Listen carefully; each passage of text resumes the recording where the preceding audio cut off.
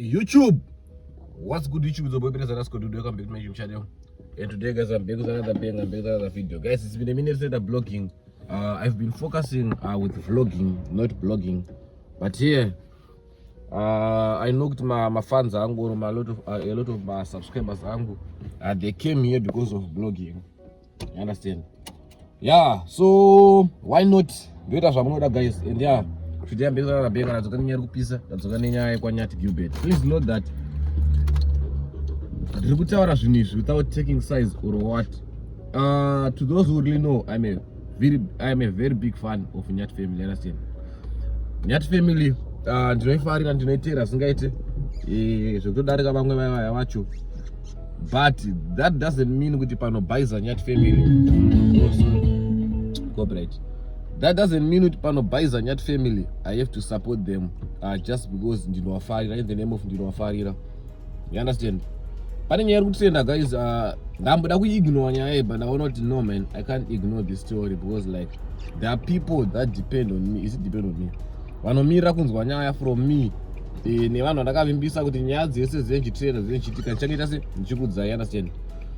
So guys, we all know Nyathi family kwayakabva. We all know kwakatangana Nyathi family kuti yakatangira iri kumukuku, yakatangira iri kuhoki, zvinhu zvinomira mushe, zvinhu zvisina kunaka. You understand? And then kuti Nyathi family izozikanwa, Nyathi family imhuri yakasimudzwa nevanhu. You understand? Zvichireva kuti Nyathi family ine vanhu vakawanda vakacontributa mukusimuka kwavo, ine vanhu vakawanda vakaisa ruoko rwavo, vakaisa kubata kwavo mukusimuka meNyathi family. You understand? So we have people vakacontributa zvisingaiti mukusimuka meNyathi family, vanova vari vanhu vasinganyatsopiwe maruva zvakakwana uro zvakadzama neNyathi family, uye vane maruva vanofanirwa kunge vachipiwa nguva nenguva, zuva nezuva. You understand? We have people like More Boys Minutes. You understand? Kungoti hake More Boys Minutes, sometimes he do as if he wanna do zvinhu kuti zvizikanwe nepublic, or aite kunge zifa ari kuita zvinhu kuti abasi, but munhu anotobasira sometimes nemwoyo wakanaka. You understand? A lot of people, they started kuziya Nyathi family through pakatanga Great Hope, and this is the sad reality isingataurwe nevanhu. Vanhu vakatanga kuziya Nyathi family pakatanga kunonza se pakabazwa neGreat Hope ka. Then Great Hope yakavhisira Nyathi all the way from Joburg. If I still remember, I was following Nyana Nyathi kubva kudhara, and I'm a big fan, and I know a lot about Nyana Nyathi. And then More Boys Minutes akavhisira Nyathi family.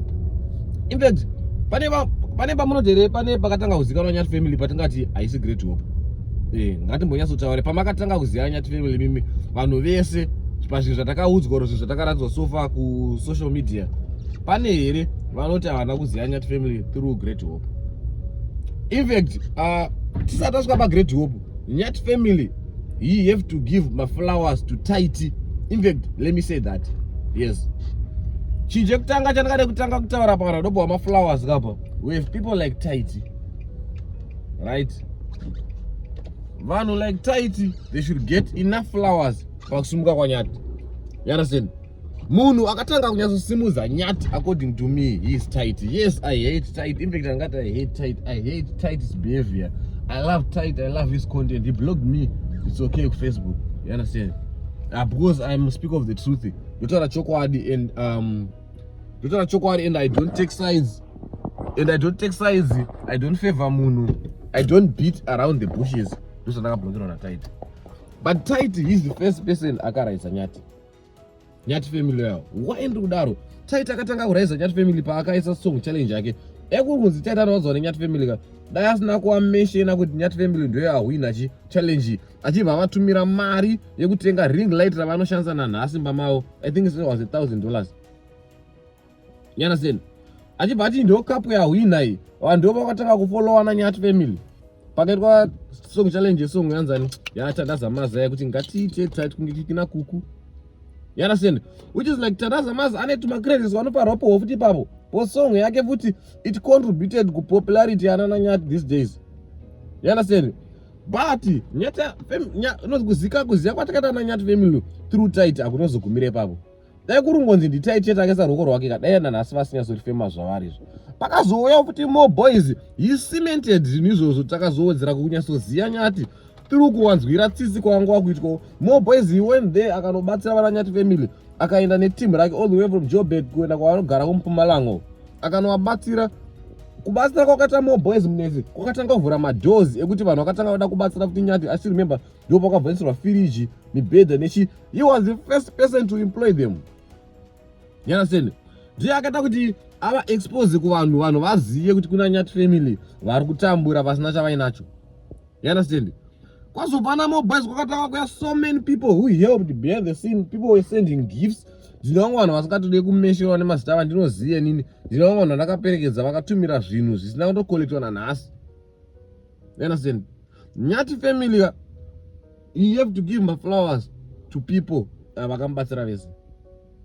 Not kuti munhu wasangana nepangoyo. Nyathi family paakasangana na More boys, he was giving flowers to More boys. Paakangobva pana More boys akushanda nemumwe munhu ameno kamba nemaspice atosiyana na More boys akuita zvevanhu vavo. Paakangowana vezvimborani akutosiyana nevanhu vavo nanza nevamwe vakashanda vese akutopa macredits. Now that paakasangana na Veko akabva akata futi off vanhu vese vana More boys vaya akuti Veko changed our life. You understand? Paakasiyana na Veko achienda kuna Dr. Marambire akaita zonzi mucheka dzapa. Yes, he's a very good intelligent man. Ari kubatsira, is contributing a lot as for now. But it's very possible kuti paachasiyana na Nyathi, it won't take them 2 weeks or 1 week to forget them, to forget him also. You understand? Because it's literally with Nyathi, there are people who don't appreciate vanhu vakamubatsira kudhara. He appreciates vanhu vaari kufamba nawo panguva iyoyo. You understand? So pane nyaya yangu ndepekuti Nyathi, he should give credit to vanhu vese vakashanda navo nese vakamubatsira. Not kuti munhu washanda naye panguva iyoyo ndiye wakutenda. Now akaposta achiti hanzi pavanhu vese takasangana navo Mr. Marambire ndo wakachinja upenyu hwedu. How can you say that? Yeah, there is a lot of people who contributed to your life. How can you say that? Even Dr. Marambire paari papa, he knows kuti he is benefiting also from fame yakaiwana naNyathi. Because vana Nyathi munhu akazonyatso opena nzira unozoti there are people vakacontribute kuna Nyathi ka. But Veko Lupa, he's ameno kuti inda vanhu vachimusayiza leso inda vanhu vasanganyasope maro ake also.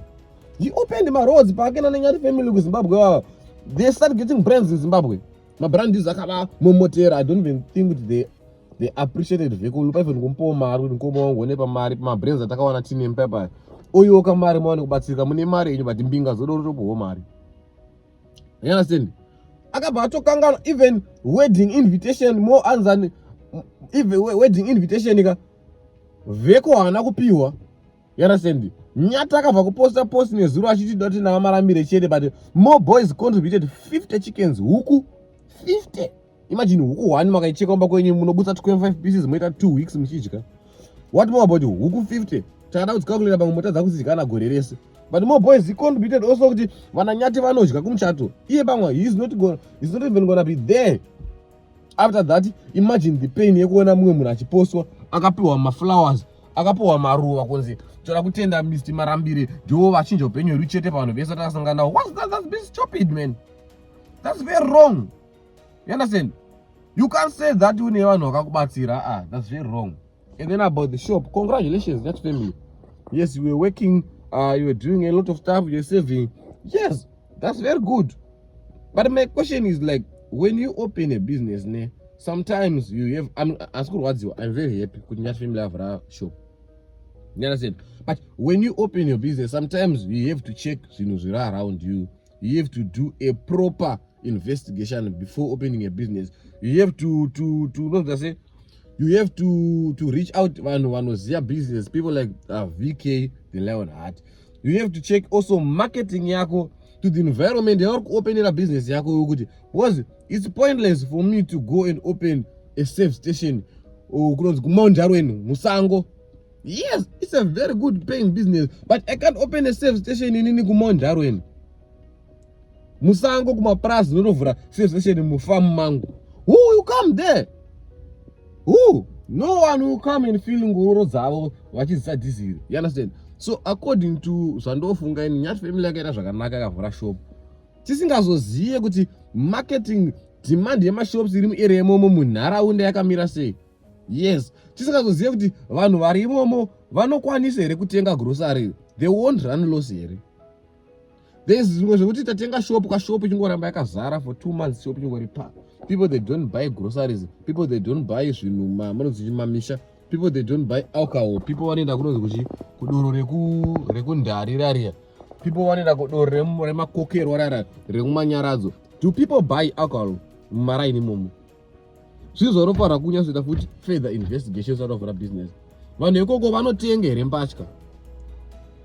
Mbatya, I know kuti you wanna like do multitasking pazvinhu ne kutengesa hembe negrocery at the same time ne, but vanhu ikoko vanotenga here hembe. Is a very tricky thing chekuti wakada kutengesa you won't know kuti vanhu vanofarira chikazhinji kacho, especially kunzvimbo dziri low dzakaita sekumamisha.